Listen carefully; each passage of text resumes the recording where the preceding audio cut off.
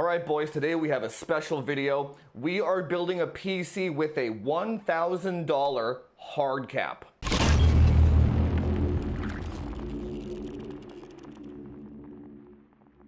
Now right now is a great time to build a budget PC, if you will. Depends if you want to consider $1,000 budget, but what I mean by that is the price of graphics cards now on the kind of mid to low end are so cheap, and those cards are not going to be replaced for another year and a half or so, right? Nvidia and AMD are only replacing the top cards this year. The mid-range and the low end are coming mid next year, right? So if you want to get ready for Modern Warfare 2, Warzone 2, Overwatch 2, etc., now is a good time to build on the cheap. So with a $1,000 budget then, let's go over the parts that we selected. Links to all the parts in the description below and also on my website under the recommended parts list at the very bottom. The recommended parts list on my website kind of gives you 3 brackets to shoot for and the best parts to shoot for within 3 different budgetary areas, if you know what I'm saying. Okay, now first, $1,000 is not a lot of money to work with. Let's just be frank, okay? So we have to penny pinch wherever we can. The first thing that we're gonna do is select a motherboard. For this one, we're gonna be using the Z690 Aorus Ultra Lite. There's kind of a backstory to this one. When these boards first launched, they were quite broken, and Gigabyte returned them all. They did a recall of them, and then they kind of reflashed them with a new BIOS that only limits the PCI Express to 16 to fix the issue that they were having. And then they re-released the product, and you can get this now for $150. So one manufacturer's screw up is your benefit with a cheaper product, right? Now, sometimes you can pick up the MSI A Pro DDR4 for $150 on Newegg. Sometimes it goes on sale. If that one is $150, definitely get that one instead. This one does not come without its quirks. The Gigabyte BIOS is quite quirky, so if there's an MSI one for $150, you just go get that one and it just works, no hassle, right? But we're gonna assume that there's no other sales going on. This one is always $150. Next, for the CPU, we're gonna be going with the 12600K. I've already delidded and lapped this one just to get ready for the video. And we are also going to be going with 2 low latency Vipers. Okay, so that brings us up to $515 total cost, and we've only selected 3 parts. Now, when it comes to the NVMe, the power supply, and the AIO, you can find whatever deal you want. I'll just try and find the best ones that I can at the time of recording this video. So for the AIO, this was 60 bucks I found on sale, an MSI 240mm. This one's like LGA 1700 compatible. I don't know if it's good or not, we'll find out later, but this was kind of the cheapest LGA 1700 AIO that I could find that will work more than enough for a 12600K. So now we're at $575. The graphics card we're gonna be using is that 2080 Super that I got from the EVGA B stock. That was $360 shipped. Now we're at $935. So we have $75 left for a power supply, an NVMe, and a case. It's doable. Okay, so at the time of recording this video here, I was searching up some Amazon deals because I'm assuming we don't want to go secondhand, right? But I found this EVGA 700 watt bronze for 50 bucks, so which is actually pretty good. So in this day and age with current gen hardware, you really don't want to get less than 700 watts, right? I mean, they're just so cheap. I looked down at 600 watt ones, and it was $42, right? So just pay the extra $7 and get that peace of mind that you have a 700, right? Now for the NVMe drive, there's this 512 gig NVMe Gen 3 for 35 bucks. So that brings us to $85, so $10 over our total budget. So $1,010, but I'll put links to these in the description below as well. But for, you know, for 85 bucks for a 700 watt and a 512 gig, this is yeah, what a great time to build, honestly. So with that $75 taking up the power supply and the NVMe, We don't have a case, but that's okay. So if your name is Timmy and you're out of money and your parents won't give you any more, what do? You run behind a McDonald's and you grab a milk crate. Because even if you're on a budget, there are always ways you can compete in online esports. So huge shout outs to Tap That Ass in the Discord. He single-handedly paid for this entire build so that I could bring this content to everybody to enjoy. Thanks, my man. And thank you to all the other supporters in the Discord who continuously support me month after month after month, even during slow product cycle seasons. And with everybody pooling together, we can finally have a place where we can get real information about hardware. Okay, so the budget was $1,000. We fit all the parts in that $1,000 budget. Now, let's go build in the milk crate, see what kind of, let's just see what we can do in a milk crate. And then let's go see what kind of FPS we can get with a $1,000 build. Can you still compete? We're gonna find out. Okay, so we're gonna start with mounting the power supply first, because if you actually put these two together, there's actually not that much room in a milk crate. I must say, I have kind of no idea what I'm doing here, right? So we're gonna mount the power supply first. The cables should come out here, kind of hit there and hit there. Then I can maybe mount this over here, and there should be just enough room for a graphics card. And maybe put the AIO over here or something like that, right? There should be enough room in here, but let's start by mounting and drilling some holes over here. All right, I YOLO'd a couple of holes here. They kind of fit to mount the power supply, but I gotta cut a slit for the cable and the switch here. I'm just gonna use a hacksaw blade here, kind of go in like this. It won't take that long, I don't think. Right? No, plastic cuts super easy, yeah. Alright. Yeah, look at that. This won't take long at all. And voila! Look at that. That is sick. Oh my god. Done and done. Look at that. That is solid. Here, check this out. It's completely... Yeah, that's solid. Look at that. Dude, this is gonna be so sick. Okay, so next, we're gonna have to cut a slit in the box for the I/O. I'm probably gonna leave maybe some width away from the power supply here, just so the cables can all fit. So probably right about there. So I gotta cut a square over here, just so they can slide in a little bit more. Okay, so I cut it out with the hacksaw here. If I actually cared, I could smoothen this out with some sandpaper, but whatever, we're in a rush here. So it's not gonna be perfect, but let's put the motherboard in here and check out the fitment. Oh yeah, dude, look at that. That is so sick. I gotta cut this part off a little bit up here, but oh my god, that is perfect. Look at that, dude. That's hilarious. These are my roots, man. 16-year-old poor Jufus trying to play Counter-Strike with the pros. You know, don't have a lot of money. You gotta make do.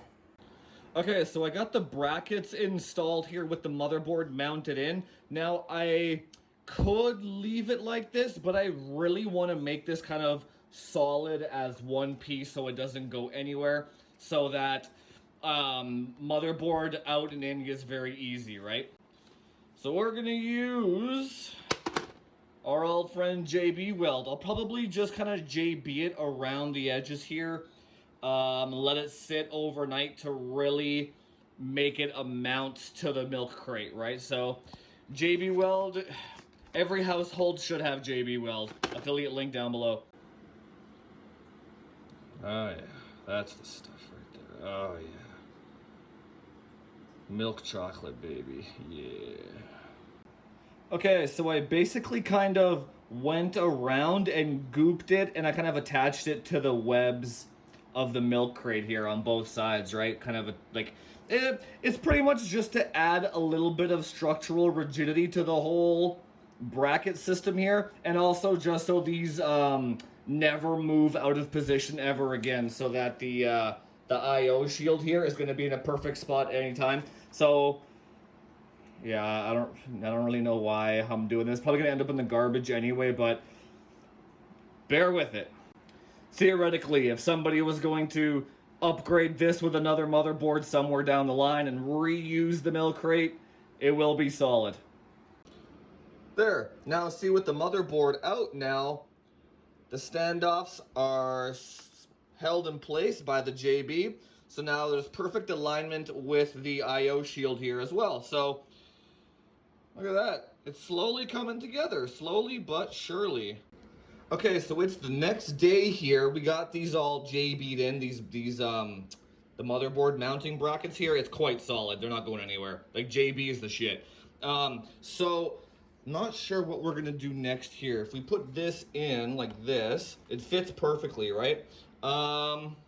Maybe we'll do the power supply cables and the AIO next, once we actually mount this down. And then we'll probably have to do the graphics card last, because probably gonna have to cut like a slit here for it maybe. I'm not quite sure how I'm gonna do it yet, but that's gonna be maybe the hardest part. So let's do the cables first. Okay, I might have to actually just use zap straps for cable management. I know I said I wouldn't use zap straps, but whatever. It's just for the cable management, right? But you know what's awesome? The intake fan for the power supply is actually going to cool the VRM and the RAM down as it pulls air in. So that's kind of a accidental byproduct of having a power supply on top. Back in the old days, we used to always have power supplies on top of the case, right? Okay, so the reason why I got a 240 mil radiator is exactly why. Right? So it kind of fits right on the grill of this milk crate. So if you check this out over here, look at that. It's perfect. So we don't even have to cut that out and put a bug screen or a chicken wire on there. That's literally exactly a 240 mil. Now I'm not sure how I'm gonna mount it yet, but yeah. So if you did like a 280 or a 360, it would not work for a milk crate, right? But a 240 is dead on. Okay, so we've got the AIO mounted to the milk crate now. It is 100% solid. I had to make little brackets here on the four corners. You see what I'm saying? Like, because the hole was here, I had to kind of, you know what I'm saying? But other than that, I made 4 little brackets for the sides, and that is a perfect grill for the radiator. Just solid all around. Now we can actually mount the cold plate. Yeah, dude, look at that. This is so sick. Milk crate. How do I get this off here? Oh, yeah. Yeah. Milk. Oh, yeah, dude. Oh, no RGB. I don't think this has RGB, but damn, that looks nice, man. Just the way it is. A little bit of cable management. All that's left is just the graphics card, man. So let's see how we can mount this thing in here now. But man, I am just so happy with this. All right, we've got a big problem here. This graphics card is by far too large to, like, you see where the slot is versus the radiator? The graphics card can't fit in there. Now, if I also come around and let's say I cut out that huge chunk there for the graphics card and have it sitting in front. If I cut this entire section out, the structural rigidity of the milk crate would be compromised, right? Unless I actually use the graphics card itself as a load-bearing thing, which I don't want to do. So I might use a riser cable and kind of have it horizontally mounted like this. It won't look the best, but that would be the best in terms of function and, you know, or you know what would actually be the best is if I just put one of those EVGA 3060 Ti's, the small 2-slot. We would lose a lot of performance there though, because it's so small, but that would be ideal because it would only come to here, right? You know what, let's try the riser cable first. Okay, so this is pretty much how I had to do it to make it fit here. Now, the only thing that I'm missing is on this side, I'm gonna get some double-sided Velcro and just kind of put some Velcro on the radiator just to stop it, because I have no way of mounting it on this side, right? But a little Velcro strip on the radiator, on the other side on the back plate here, solid, right? Now, this side over here, right, I had to cut out the I/O here. Now you might be wondering, how the heck did I mount it on this side, right? Well, check that out. I bent the tabs in 90 degrees and drilled and tapped 3 holes. Right? So, you know what the best part is? Grab and go, baby. Full milk crate PC. Ultimate LAN PC, baby. You know what else is awesome? It's actually just super light. Look at that. There's no way, I guess because the milk crate is plastic, right?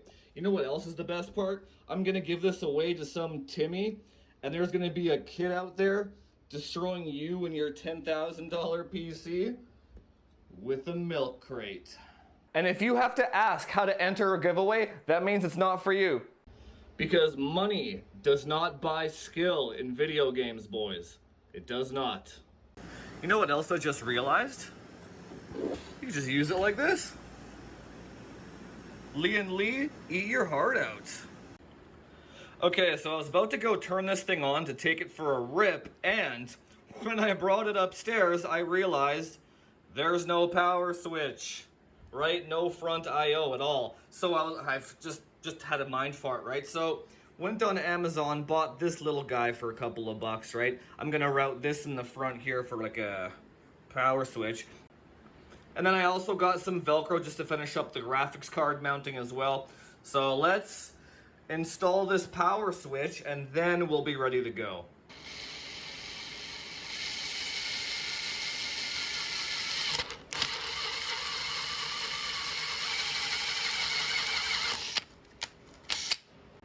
All right, there we go. Nice. That'll do, donkey. That'll do. Okay, and now that we got the power switch down there, I put a little bit of Velcro on the radiator here, and then I got 2 little patches here on the graphics card. So when it's kind of hard to do with one hand here, but when I install it, the graphics card is going to rest on those, and then that's going to prevent the right side from slipping up and down, right? Done. See, just a little bit of Velcro was all it needed to make it just solid across the board here, right? Got the I/O over here, right? Perfect. All right. Now let's go plug this thing in and see if you can be competitive with a $1,000 milk crate PC. Okay, so let's turn this baby on here. Yeah, power switch works. That's good to know. This is hilarious. Yeah, it's just blacked out except for the graphics card here, right? See if it turns on here. Yeah, everything looks okay. So I already had this system pre-tuned from before I actually did the milk crate build with it. So it's already max overclocked as is, so no need to waste time doing that. Let's just see how much FPS we can get with $1,000. Okay, so we're gonna do CSGO. We got 1080p high settings here, whatever the default is for this, doesn't really matter. And it looks like, I mean, just in spectating mode here, we're already at 400 FPS.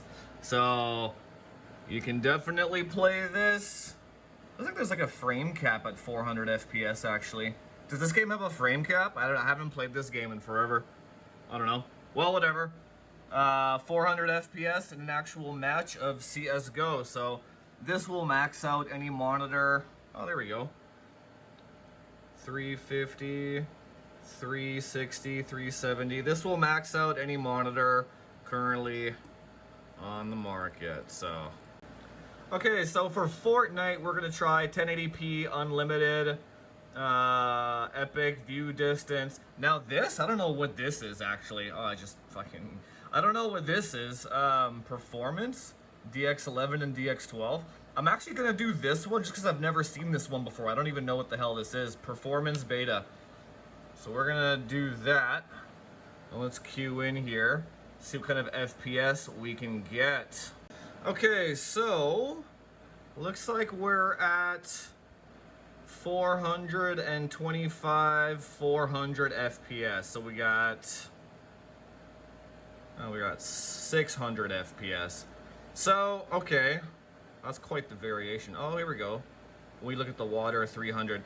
So we have one game at 400 FPS and one game at 350 FPS. $1,000 milk crate PC, baby. The graphics card actually isn't even getting hot enough. Look at that. GPU, 54 Celsius. The fans aren't even on, man. That's pretty sick. All right, let's go on to the next game. Okay, let's launch Apex Legends. Now, some of you will know that the ultimate stress test for your CPU is when you launch Apex Legends for the first time and it installs those shaders. Great way to blue screen and unstable overclock. Let's see what temperature my 12600K goes to. I hope Afterburner comes up here. It should. Should install it, yeah. 60, that's actually really good, wow. Wait for it. Oh yeah, 70. Yeah, that's really good. Wow, yeah, so what I was saying then, yeah, this grill here for the radiator, for the AIO, provides more than enough airflow to keep that thing cool. Look at that. Oh man, that is, oh yeah, 71. Yeah, that's really, really, really good. So this thing, rock solid. Okay, so for Apex Legends, it looks like we're at about 250 to 300 FPS. The 2080 Super does not max out Apex Legends. It's almost there, but so if you have like a 240 hertz monitor locked, then you'd be more competitive than the majority of Apex Legends players at 240 solid FPS, right? Again, I'm not here to benchmark this PC per se, like a 12600K 2080 Super. It's more just to show you that, you know, if you don't have a lot of money, don't let that hold you back. Like, you can compete with no money. You don't need these $10,000 PCs that these streamers have. You don't need that shit. You just need a milk crate, a little bit of knowledge, a little bit of time. Okay, let's do League of Legends. I have legit never played this game before. I don't even see an option to see where my video settings are in this thing. Like, what the hell's going on here? Okay, finally got into a game. And yeah, this is a nothing burger.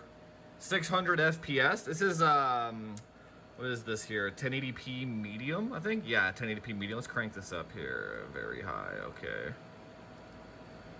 So, it's still 600 FPS. Okay, so whatever. League of Legends is a nothing burger if you're playing this. 500, 600 FPS. Once again, you are playing with $10,000 PCs with the milk crate. All right, I think I've proven my point here. Let's go check out Warzone quickly, and then we'll wrap this video up. Okay, so we're doing 1080p today because that's what this computer was built for. We could do Battle Royale first, and then we can check out Rebirth after. Okay, so we just dropped here, and we're at about 190 to 200 FPS. Now you can see that the GPU usage is at 100%, so there's nothing left in the tank here. Still, 200 FPS is way more than 99% of pros and streamers and all that good stuff. So, once again, You don't need a lot of money to be competitive. You don't need it.